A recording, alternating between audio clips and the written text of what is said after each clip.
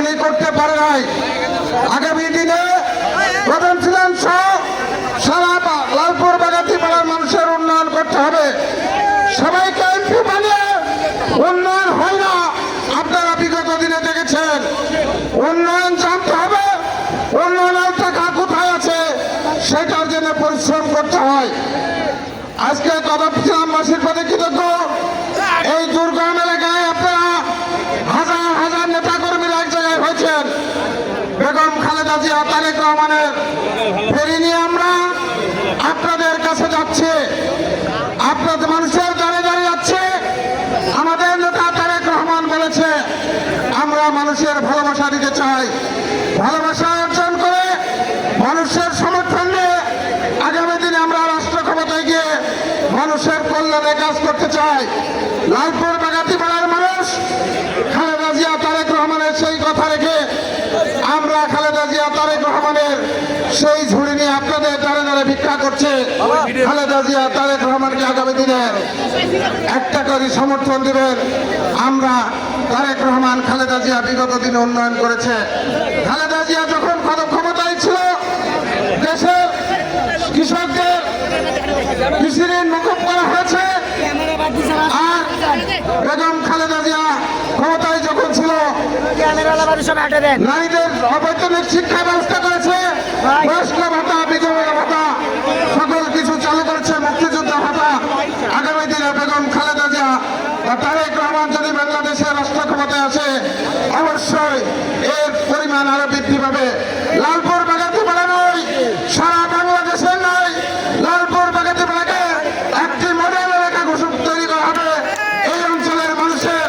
ইনশাআল্লাহ আল্লাহ যদি আমাদেরকে সুযোগ দেয়, আল্লাহ আর আপনারা যদি আমাকে সমর্থন দেন, বেগম খালেদা জিয়া, তারেক রহমানকে সমর্থন দেন, ইনশাআল্লাহ লালপুর বাগাতিপাড়াতে 5 বছরে যে উন্নয়ন হবে, বিগত 54 বছরে যে উন্নয়ন হয় নাই সেই উন্নয়ন ইনশাআল্লাহ আমরা করতে পারবো।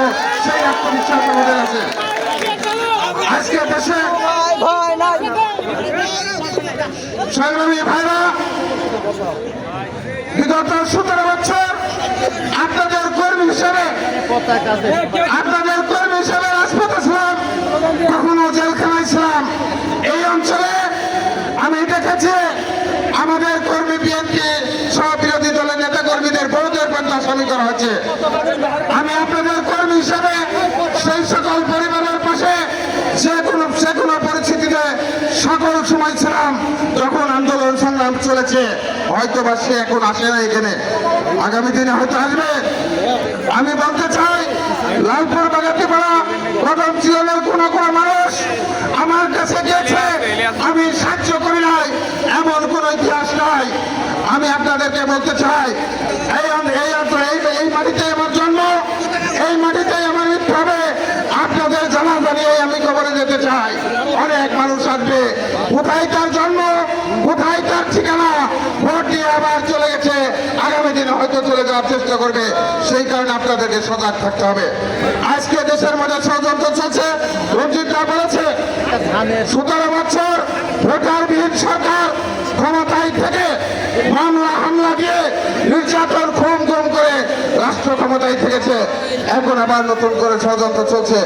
কখনো সচিবালয় আগুন দিচ্ছে, কখনো বিভিন্ন আলটিমেটাম দিচ্ছে। শেখ হাসিনার প্রেতাত্মারা বাংলাদেশের মধ্যে কিন্তু ষড়যন্ত্র অব্যাহত রেখেছে।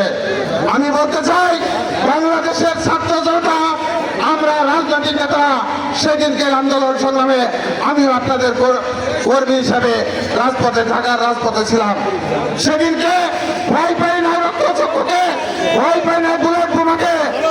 আগামী দিনেও ইনশাআল্লাহ তারেক রহমান, বেগম খালেদা জিয়ার নেতৃত্বে আমরা এই দেশের বিরুদ্ধে যত ষড়যন্ত্র হবে, ভারত করুক আর যারাই করুক আর শেখ হাসিনাই করুক, কোনো ষড়যন্ত্র কাজ হবে না। ষড়যন্ত্র মোকাবেলা করার জন্য বেগম খালেদা জিয়ার সৈনিক, তারেক রহমানের সৈনিক রাজপথে থাকার জন্য সকল সময় প্রস্তুত আছে।